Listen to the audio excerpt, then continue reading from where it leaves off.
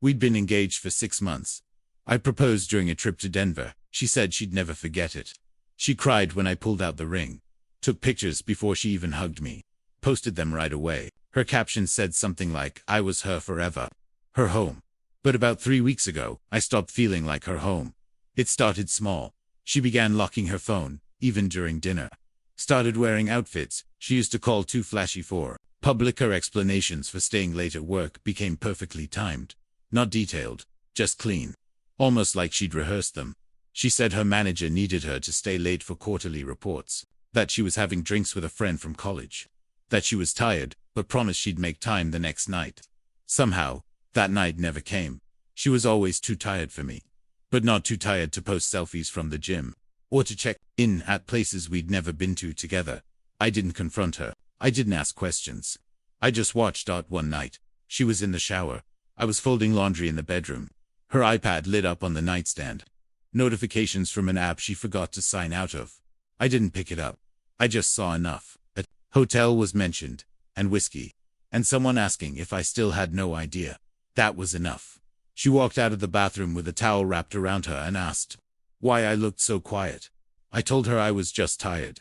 She smiled, kissed me on the cheek, and climbed into bed. That night, I didn't sleep. I sat still for a long time, staring at the drawer where we kept our engagement photos. I didn't cry. I didn't yell. I just started thinking.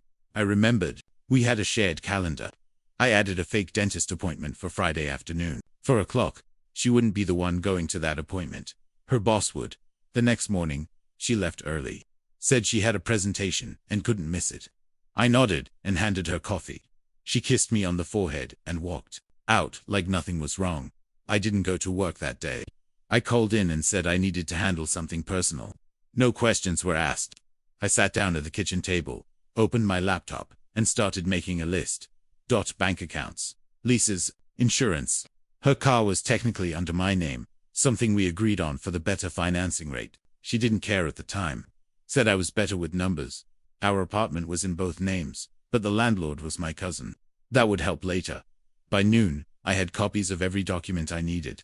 At 1, I drove to the dentist's office. Not to see a doctor, just to sit in the parking lot. It gave me a good view of the hotel across the street. She'd told me the place was just a conference center near work. I knew better now. At 4 on the dot, her boss pulled into the hotel lot. Alone, he looked casual, comfortable. I waited 30 minutes. Then I drove off without saying a word.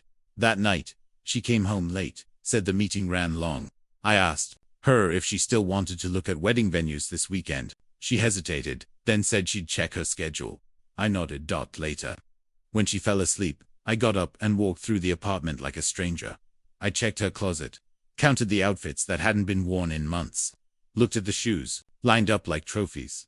Then I opened the drawer, where we kept our wedding invitations. We hadn't sent them yet, only printed samples. I took one out, turned it over, and wrote a new date on the back. Not for the wedding. For something else.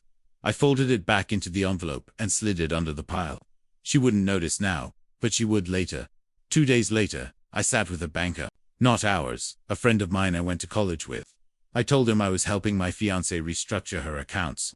That she was overwhelmed with wedding planning, and trusted me to manage things. He didn't ask for her.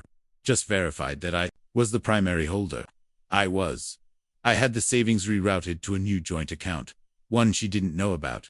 I kept the old account active, but let it drain slowly. Build subscriptions, auto payments, nothing suspicious, nothing fast, just enough to stay invisible.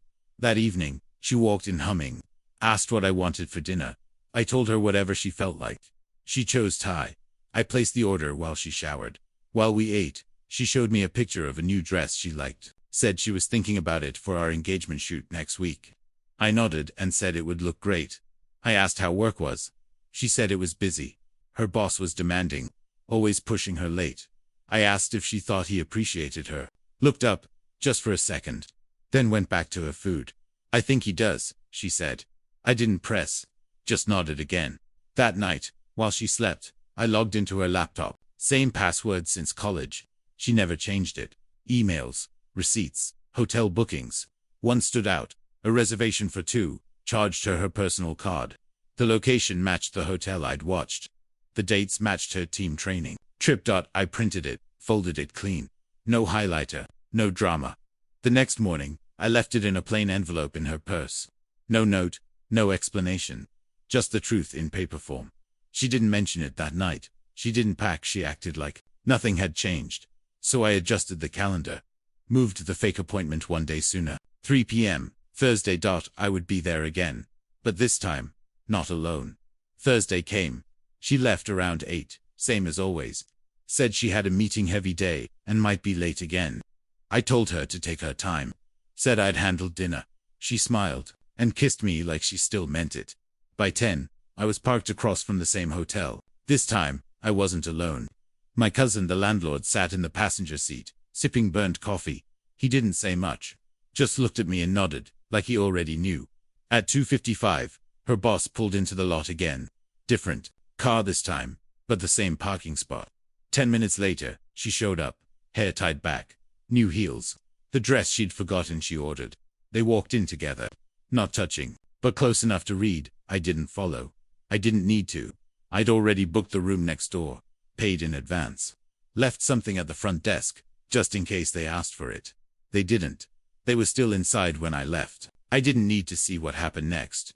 I wasn't collecting drama. I was collecting timing. At home, I put her things into boxes. Not everything, just the parts she'd miss. The designer stuff. The gifts from her parents. The framed photo from Denver. I changed the locks. My cousin helped, no questions. At 6 she called. I let it ring. Then sent a text. Don't come here. I'll drop your stuff off tomorrow. She called again. I didn't answer. By 9. She was outside the apartment, banging on the door. I sat on the couch. Lights off. Just listened. She yelled my name. Said this was insane. That I was being dramatic. I waited until her voice cracked. Then I opened the door just enough for her to see my face. Just mine. No anger. No scene. I said, "Start packing. You're moving out." She started talking fast, confused, defensive, then teary. I handed her an envelope. Same one from her purse.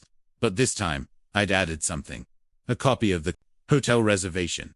A photo from today's camera. And the engagement ring sitting between them. She froze. No more words. I shut the door. Quietly. No slam. No insult. Just silence. She didn't come back the next day. Or the one after. I dropped her things at her sister's house, neatly boxed and labeled. Left them on the porch. Didn't ring the bell. She tried texting once. Just said she wanted to talk like adults. I didn't reply. My cousin updated the lease paperwork that week. Removed her name. Changed the locks again for good measure. The landlord notice went to her email. It was polite, professional. Shared bank account quietly emptied into the new one I set up. The old account stayed active, but there wasn't much left in it. She must have noticed eventually. I didn't hear about it. The car lease came up for renewal 2 weeks later. She assumed it was hers. That's what she told her coworker. Apparently, the one who showed up at the dealership with her, trying to pick it up after maintenance. They told her it was under my name. Always had been. She left on foot. A friend told me her boss was let go 3 days after that. HR had flagged the hotel charges. Policy violation. She didn't fight it. Maybe she knew better. I boxed up the last of our photos.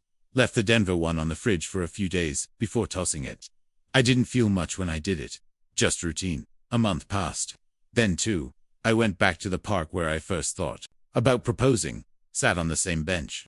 It felt like closing a tab I forgot was still open. No new relationships, no announcements, just space. I don't miss her. I don't hate her either. I just keep the lights off a little longer now. Let the silence settle before I start the day, she said. I was being dramatic. I said she should start packing. Only one of us was right.